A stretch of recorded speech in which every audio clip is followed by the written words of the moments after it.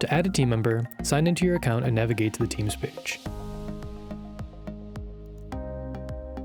Click on your team and scroll down to the team member list. At the bottom of the team member list, you'll see a box where you can input the email address of the person that you would like to invite to your team.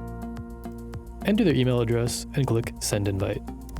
We immediately see that the person has been invited and their status is pending. Now let's take a look at what the receiver will see after you've sent their invite. In their email inbox, they'll see an email from us informing them of your invite. For new users, clicking on the link in the email will bring them to the registration page where they can sign up. After signing up or signing in, they'll be taken to the Teams page where they'll see your invite at the bottom of the page.